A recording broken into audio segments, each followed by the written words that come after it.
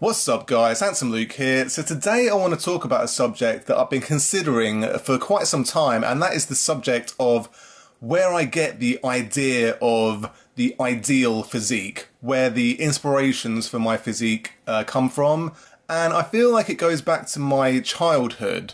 So I was born in the year 1983 in the country of the UK, and so I'm going to take you through in this video some subjects, some topics, some films, TV, and some other things where I feel like they were, pivotal, if you will, in determining the psychology that I now am dealing with, which is the pursuit of physical perfection in my eyes, wanting to look a certain way, the feeling that a man should look muscular. It's my personal beliefs, so obviously everyone's welcome to their own beliefs.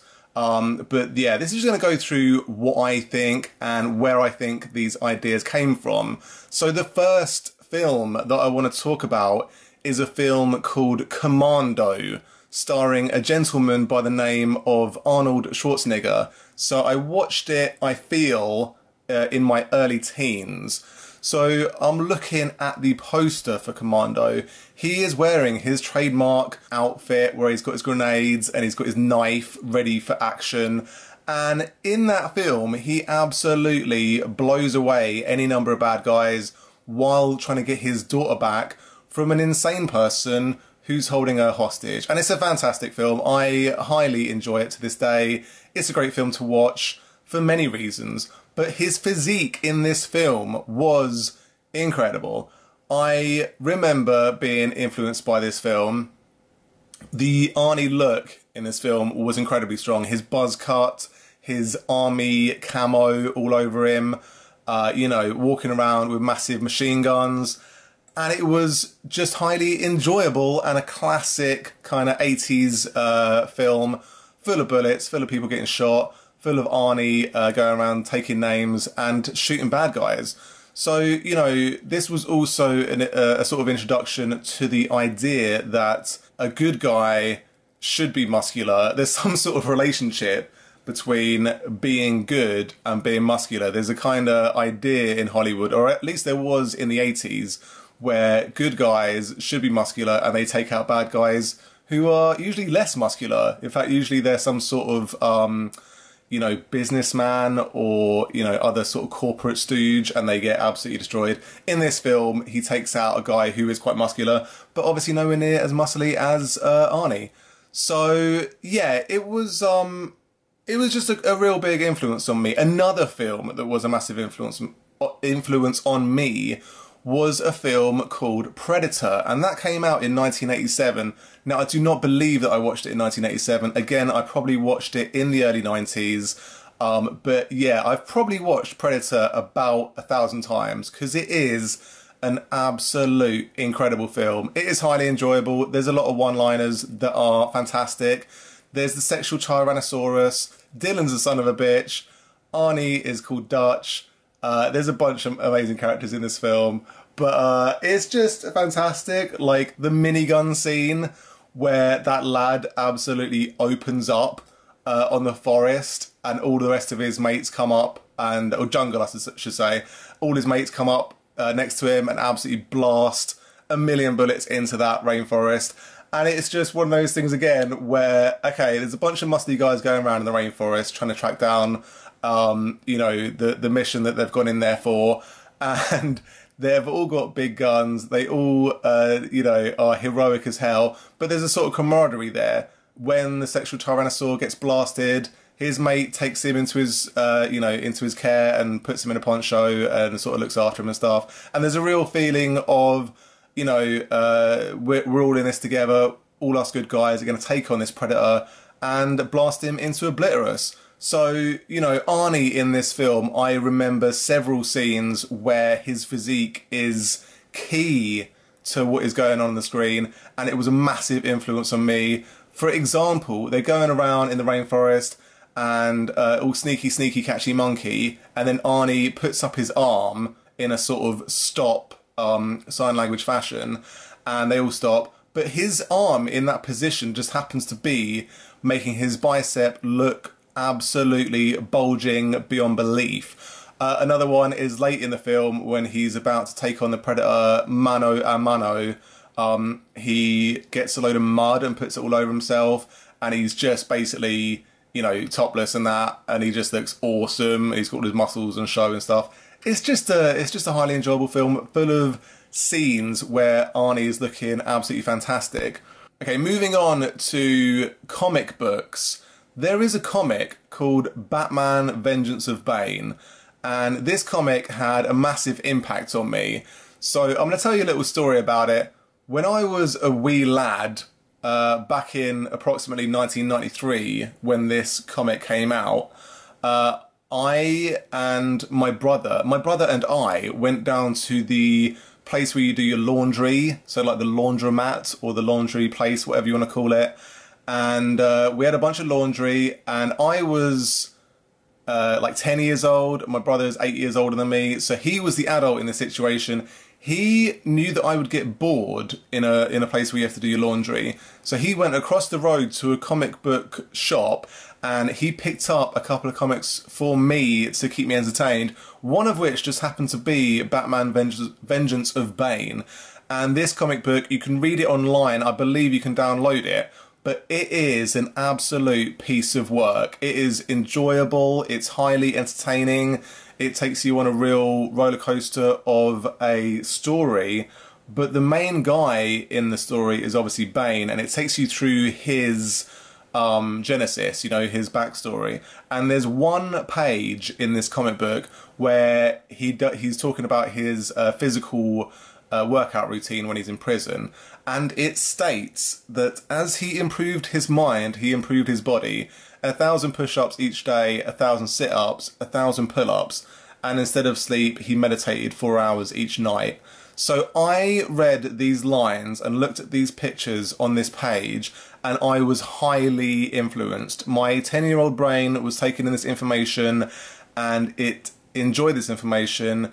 I believe that this was a critical moment in my development where I looked at this and said, this is what a man's supposed to look like, this is what a man's supposed to do, this seems like an excellent route to being physically healthy, and the sort of talk about meditation was also influential. I've done a little bit of meditation in my life, but suffice it to say, the physical aspect was the main thing that influenced me. So the 1,000 push-ups, the 1,000 sit-ups and 1,000 pull-ups, that is fantastic. It influenced me massively. I remember sitting in my front room at home with my parents trying to watch the TV, and I would do sit-ups for ages. I was trying to do as many sit-ups as I could with my feet under the sofa. And yeah, I think my parents thought maybe there was something wrong with me, but who cares? I wanted to do 1,000 sit-ups, I wanted to do 1,000 push-ups, I wanted to do 1,000 chin-ups. We had not really a climbing frame, but like a sort of basketball hoop thing outside in our garden when I was a little lad. And so there was kind of a chin-up bar situation there where I jumped up and I would do endless chin-ups on that as well. So there was a definite connection between what I was taking in and what I was doing in the real world. So I think that had a massive impact on my mental development. So next we have another comic book called Devlin War, which was published in the comic 2000 AD. I was reading 2000 AD, I was reading Judge Dredd. My brother had subscriptions for both because I was too young. I was only 10 years old, but I read them. And Devlin War was a real big influence on me. There was a strip called Swimming in Blood, which I read and highly enjoyed. The artwork was incredible. Devlin looked like an absolute beast. He was this English gentleman with a moustache, and he had muscles on his muscles. It was insanity. He was clearly on the juice, although I don't believe that I understood what steroids were at this point.